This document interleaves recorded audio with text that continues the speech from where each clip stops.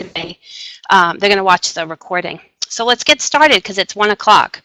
Today I'm going to share with you 5 tips to build enrollment for the busy director. These 5 tips that I use are the things that I hear on tours constantly. That people say, oh, I heard this or I heard this. And so I am really excited to share this with you. So today I'm going to go over safetiness, clean, how to gain time, how to highlight academics, and how to be the expert. And building enrollment at your center could mean spending money on lots of ads in the newspaper and maybe a lot of networking with people. But if you actually track how your customers are finding you, I bet you'll notice that word-of-mouth marketing is your biggest lead. And I'm going to give you 5 ways that you're going to build word-of-mouth marketing on this webinar. But before we get started, I want to tell you that we're not just writing reports as business consultants or marketing experts. We are directors too. My name is Noelle Dentino, and my sister Sarah Chase Earl. We own Scribble Time, a center for early learning. We have 150 students enrolled in our center. We have a staff of 28 professionals, and we market, approve curriculum, order supplies, lead manage, answer the phones, and our favorite, plunge the toilets, day in and day out. And today I actually gave a lesson on the difference between diarrhea and poop. So I'm in it with you. I know exactly what it's like to be a director, but the difference in my sister and myself is that I actually have my degree in speech and language pathology, but only did business. And my sister did early education. So between the two of us, we come from different points of view for the business side and from the early learning side. And so together we decided to create Scribble Time, a center for early learning. A few years into it, 7 years actually into it, we started getting calls about purchasing other centers because you see, my center started out with 3 classrooms and now I have 9. And that grew within a year of opening our doors, and everyone was talking about getting into Scribble Time, and our waiting list has always been huge. Of the 10 years, we've had a waiting list for 9. So we're doing something right in our community. We started getting offers to buy other centers and seeing centers closing, and honestly, I can't stand seeing a center close because there are not enough quality centers out there for children. I remember touring them when I had my daughter 13 years ago, and I did not like what I was seeing. So I know that there is different ways that you can approach it because my sister has taught me a lot about early ed, and I've taught her a lot about the business side of it. And these are the things that I want to teach you. So what we did is come up with a program called Flip My Center. It's a training program. We're giving you access right into the school, right into our Scribble Time school. We offer free training like this because we know that money can be tight when you don't have a lot of kids enrolled. We offer a low membership program, so every month you get access to a private Facebook group full of directors right now. We do monthly trainings, and then we also have a pay-as-you-go program. Our goal right now is to build enrollment, motivate teachers, and improve process together. We want to work with you to help you fill up just like we did and keep the enrollment up all the time. So let's get started. Safety matters. We're not, when it comes to this, childcare, the #1 choice in a parent's decision in choosing childcare is tied. It's between your staff and safety. So how safe is your center? You might have locked doors, maybe a cool pin pad system, or maybe you have someone manning the door. No matter what you do, you need to showcase every feature you have when you're considering safety under your umbrella. Let's kick off the tour by showcasing how important safety is by alerting all tours on the phone that if you come in for a tour at the center, you'll need a government-issued photo ID that you will give to us at the front door and you'll leave there. When the potential client comes to the door, take the ID and explain to them that safety is so important to you. That we do this in the case of there's an incident at the center, so that we know who everybody is that's inside. Prior to doing this, we alerted the police department in North Attleboro. We were doing this, so if something happened, they could check the front desk for IDs, and that would let them know who was inside the center and what staff was there, because we keep a master log of who's inside the building. Immediately, a parent says, wow, I really like that. Now, I'm going to tell you that we started doing this right after Sandy Hook happened in the elementary school, because what's going to be next? And this has really shown off on tours. So as I'm walking through the center on a tour, I'm pointing out emergency exits. I review my fire drill schedule. I'm checking identification at the door before someone comes to pick up. I talk about fire inspections. All of us check for safety daily, but once a month, 3 or 4 of us walk through our center together and evaluate safety concerns, and I make a list of things we need to fix. I discuss CPR, first aid requirements, and background check process. And any other thing that you do for safety, I'd be talking about it and pointing out it on the tour. So let's review. When you book a tour through email or on the phone, alert them that they need to have identification that will be left at the front desk during the tour for safety. And during the tour, point out your safety features. Simple, easy way to show a potential parent that safety of their child is so important to you. Now, when they leave, what's going to stand out? You might not have an expensive state-of-the-art system, but you have a safety plan, and that's so important and a huge selling feature to get parents talking. See, I told you that what we teach is simple and easy. Oh, and one more thing. If you aren't the only one doing the tours at the center, share this tip with them. But don't tell them it's a tip. Tell them it's your new how to give a tour policy. All right, so what's next? Shiny and clean. Of course, a parent wants to leave their child in a beautiful, organized center. Have you seen the insurance commercial where the new mom has the girl that wants to hold her baby practically shower in Purell? She says to her, make sure you get the back of your neck. Well, that's who you're selling to. Your center must be shiny and clean, or it might need a little work. So first I'm going to say to you, clean your center, and I'm serious. I've walked into centers that are like, oh, this place is so clean, and then I look and I'm like, it's not clean. So take a day or two and clean from top to bottom. Once that's done, how do you keep it up? When I walk through my center each morning, it looks like the first day we opened. My center is always organized, clean, no clutter on the shelves. Everything's put in place. It smells good and it looks good. And almost every tour I give a potential client I speak with to say, I heard you're really clean. And then when they see it, they agree, this place is clean. But clean to you and clean to me is different. My sister is very proficient in cleaning, and when we look at things, I'll say, it looks good, and then she points out 2 or 3 things that need improvement. So how do we get all 28 of our employees to clean like Sarah does, that we get the reputation for being the clean center? It's so simple, and it really is. Cleaning checklists are a way to set expectations on what and when things need to be cleaned. A huge benefit. It divides the work equally, so no one employee feels like they're doing too much, or teachers aren't just sitting around during rest time. Yes, we have those rest time checklists too. So here's how it's going to work. You go into each classroom and you create a checklist that needs to be cleaned. You do one class, and then you'll see that you can sort of copy it and adjust it for the other classes. Determine when things need to get cleaned, have the lead teacher in the room review it and give feedback, introduce it at staff meetings, and explain your expectations and that they need to initial as they go. So see, this example has all the things that need to be done. These are the week.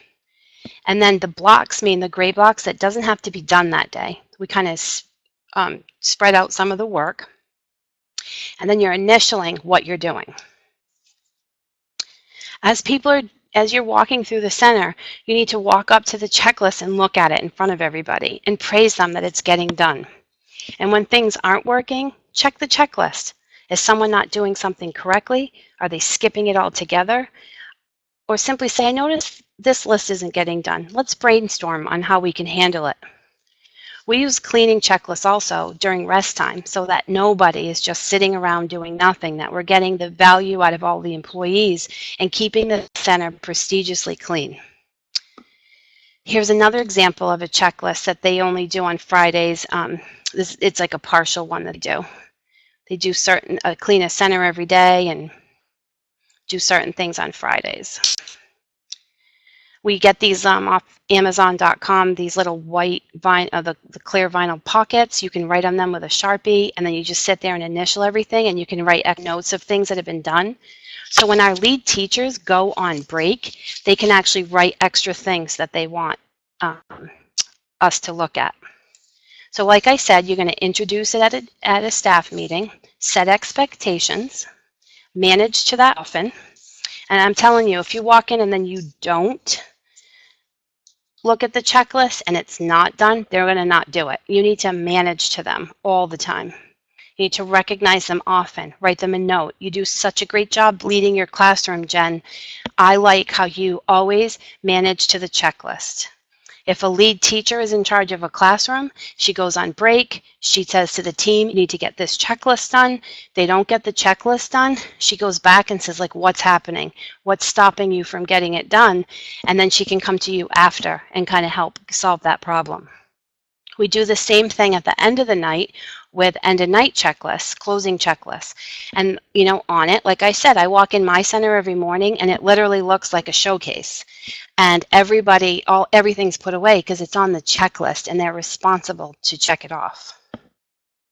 So what's tip number 3? Gain more time seriously. At some point, you need to get some paperwork done or marketing done or your Facebook posts. But when do you have the time when you are answering the phones and answering a million questions? Let's not talk about the time you wish you had to motivate your team to continue or want to do the best you can. Solve these 2 wishes by implementing something new. Look at your staff. Is there someone you wish you could promote, but you don't have a management role for them? Are you small and you're the director? Are you huge and have some employees and only a director and assistant director who are just both overloaded? We create a chain of command that starts in every single classroom. By creating a leadership team, we give power to those in the rooms, along with a little responsibility and a little more extra money. Results: less questions, more decision making made as they go, more time for us to work on the next tip or on our marketing, or maybe even a day off with without getting 100 phone calls. So here's how it works. Name a person in charge of every classroom. We call this person team coordinator. She typically makes about $1 an hour more than anyone else. Anyone working in the classroom reports to this person. There's a question about a process, a student, anything. Everyone asks the team coordinator. No one's calling the office asking you or stopping in and saying, what do I do about this? What do I do about that? She's making the decisions. Policies getting broken? Yes, this person can say to others, let's do it this way, or let me help show you how. Oh, and guess who's responsible for the checklist getting done? You guessed it, your team coordinator. Next, pick a person who you think might be the next director in training. They know all your rules and regulations. They make great decisions all the time. They're a role model of an employee. Name this person supervising team leader. They can act on your behalf temporarily. Let's say a rash needs to be looked at, or isn't enough snack, or the paper towel dispenser isn't working, or something simple needs to be signed, like we have all our injury reports reviewed by a supervisor before they go to a parent. This person typically makes about $1 or $1.50 more than the team coordinator. A team coordinator has a question, they can call this person too. Announce this to the staff. When people come to you with the questions you want to go to the team coordinator, stop yourself. Don't answer them. Send them to the right person. Stop enabling them and allowing them to interrupt you. Julie, that is a great question for your team coordinator. Still love you, but I need time right now. So stick to your guns. Don't be the point person for 10, 15, 20, 30 employees. You'll get nothing done, and we all know that. How is this possibly going to help word of mouth marketing? This is a huge impact on the operation of your center. You are creating a career path. It's not just assistant teacher and then director. Now you have leadership roles. They are responsible, and you don't answer questions the manager of the room can answer. It shows them that you trust them to make the decisions and lead people the way they work. It makes them feel important and valued. They take pride in their classrooms and their positions in the company. Parents will see and feel the benefits of a teacher who lives in your mission. Consider having them pick a process you do at your center and have them review it at every staff meeting. And when the staff have questions on it, you can let them answer. Mentor these leaders. Remember, you're a leader. Leaders do not create followers. They create leaders. Now that you are so incredible at delegating your leadership, set some simple boundaries. Kristen was our supervising team leader. I walk to all 9 of my classrooms and I say to them on any day, until 12 p.m. today, I won't be available. You can either leave the center or shut your door. Kristen will be leading the center. Any questions, see Kristen or call her on extension 4. I don't even answer the center phone. If Kristen can, she does, or if she can, it goes to voicemail, and I'll check it a couple of times until 12. No one is going to hate you for having to return a phone call. The 4th tip is highlight academics. The benefit of group child care centers are huge. Children learn that they are safe with others, and the parents always come back to get them. They learn basic self-help skills and reach developmental milestones. Once that is done, it gives us the opportunity as educators to do what we're trained to do and love to do, and that's teach. Every center has a curriculum, but what sets your curriculum apart from other centers? In tip 3, we're giving you some time back. How about creating a special academic program, maybe a monthly art program or author program? Introduce a second language to an afternoon circle time and then a project to go along with it. Are you missing developing curriculum? This could be your chance to do a little more of what you love. Or is this something you want to give to a leader or someone who you want to give, who's really good at curriculum development? Could you give someone a leadership role as a specialty academics coordinator? Because we have one. Each year she picks a theme, and this year it's illustrators. She chooses one per month, gets a book, a lesson about an illustrator, and a project for the kids to do. She puts everything in a bin, along with a list of what classroom it goes to, and what day and what time they will do it. Each classroom submits one picture of a student and gives it to her. She ends up with 9. And in the lobby, there are 9 frames in order of age so you can see interpretation of each project according to the age group and the child. The kids love seeing their artwork displayed. Parents take pictures of them in front of it and post it on Facebook.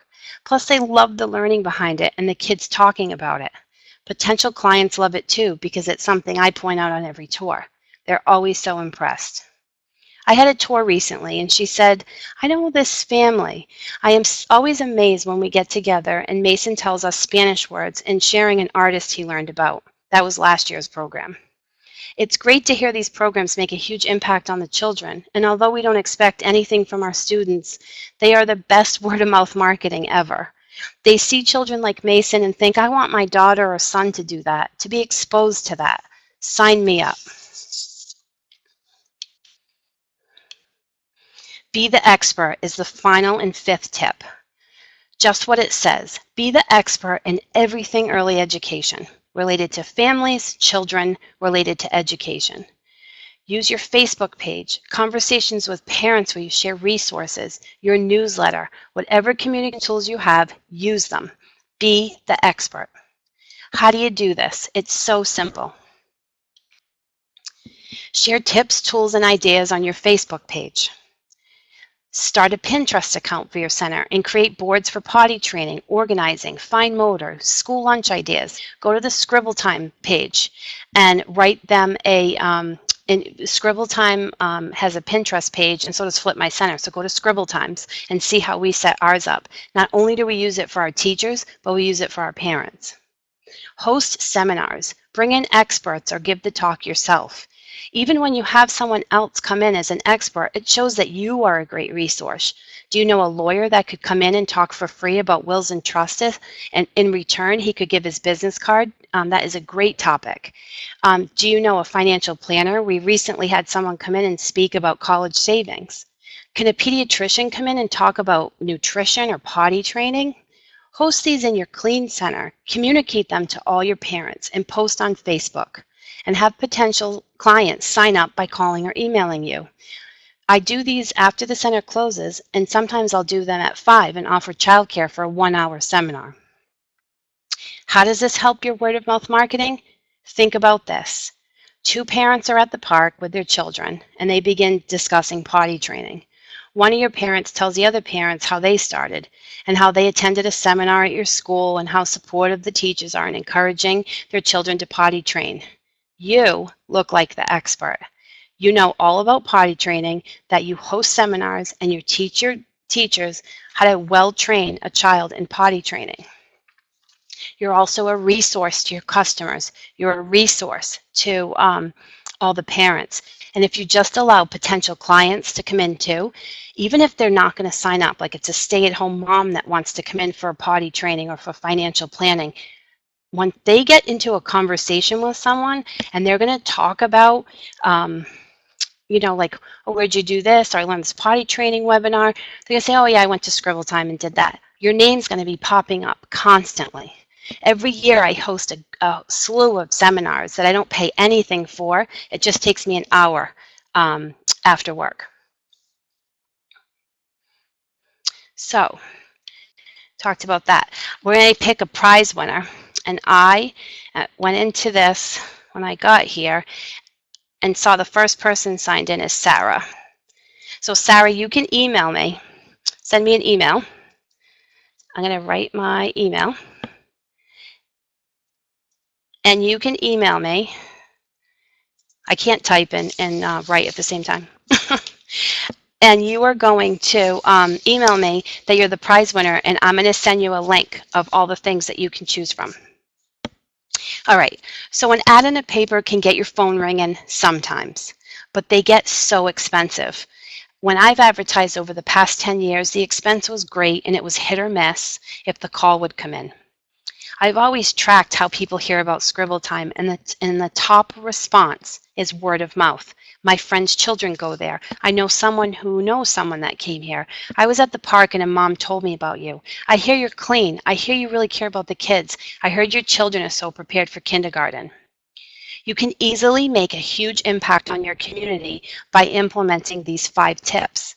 I want you to know we share these tips that we see working at our center, but maybe they won't work at yours, or maybe they give you a tip, we give you a tip and it inspires you to do something else. Just do it. Make time for yourself. We're simply giving you things that work on keeping our center full and having a waiting list. We know that every center is different, but we also know that you can't sit there and do the same thing over and over again, or sit there and do nothing. It's so easy to get caught up in the day-to-day operations of your center. You have to make time. Great things never come from doing the same thing and sitting in your comfort zone. So pick one or pick all 5 tips and start implementing them today. Watch how things change when you do this. I cannot tell you how many people come to me on a tour and they're like, the ID thing at the front door makes me feel so much better. And I do have a buzzer system, but I don't have any fancy other equipment getting you in the center or securing it. So those are the things that really help. Does anybody have any questions? You can type them right over in the box while I'm going to continue going through. The upcoming events that we have at the center for you to join is on April 8th. I have our first ever virtual conference. I'm going to get to that in a minute. And every month we have the leadership line, and that is a private Facebook group of people that join us for trainings once a month. We meet on a webinar just like this. They get access to all the downloads and everything. So the Word of Mouth conference, which is next Wednesday, we're going to kick it off at 10 a.m. Eastern Time, and just like this, every hour we're going to meet. And I'm going to record everything, and you're going to end up with literally everything I'm going to give you. We're going to kick it off with a marketing meeting. We're going to break out. I'm going to give you an assignment for 15 minutes. You're going to come back. I'm going to review my client care system.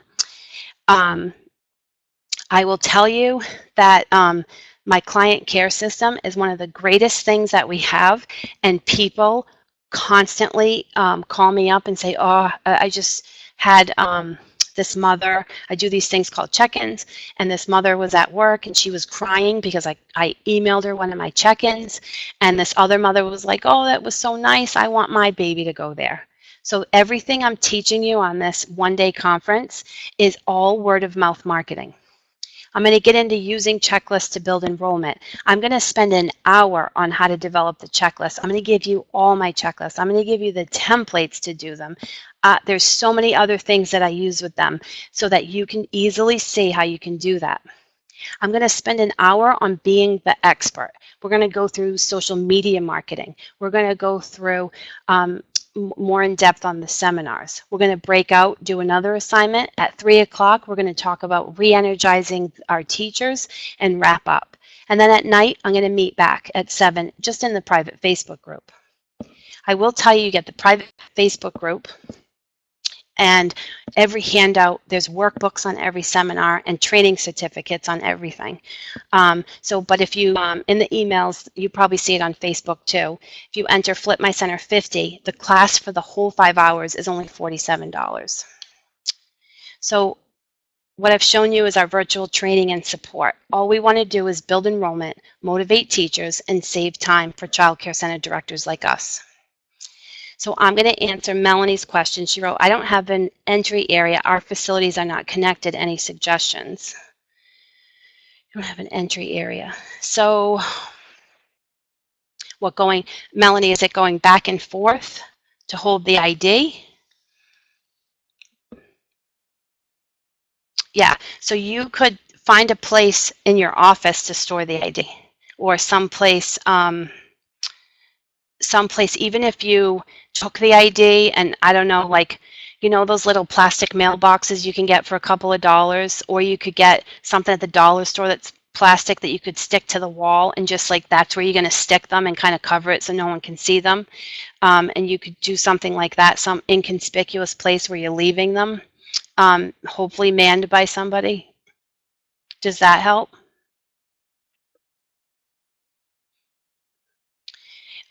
Does anybody else have any other questions? Do these tips seem easy things that you might be able to implement? I know using checklists, that's a little bit of work. But everything I'm teaching you really doesn't cost anything. And it really builds marketing. These are all the things I hear on tours. Thank you, Lindsay. So I want to thank everyone for signing up and joining this and following us on Facebook and Pinterest. I hope you keep following us. If you ever have any questions, I want you can email us or respond to us on Facebook. And I hope that you've learned something today that you can take back to your center, and someone will sign up because you did something different. Because I know it's not easy walking away from a list of things that we have to take care of as directors and owners of centers.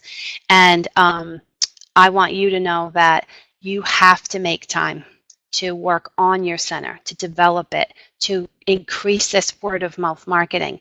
And you need to start doing things that are different to build this enrollment, because if we just keep doing the same thing, you're going to get the same exact results. And I know change is difficult, believe me. In my past job, I was chief of staff at a financial institution, and they used to send me and the executive and a little team of people. We would go to all the failing divisions, and we would turn them around, and we would fix them and show them how to do systems and then move on. And this is what I want to do with you. I'm not saying your center is failing, but I want to up-level your center, and I want to help you to build enrollment and keep it where you want it so that you're not struggling. And I know what it's like, even having 2 or 3 openings stinks. But I talk to centers that are only 40% full, 50% full. And centers that have been part of our leadership line program are filling up and have waiting lists, and they email me constantly, and we're in our private Facebook group complaining about the waiting list, like they wish they had another building. So together we can do this. So I hope you have a great day, and I'm so glad that you joined us, and I will talk to you soon. Bye, everybody.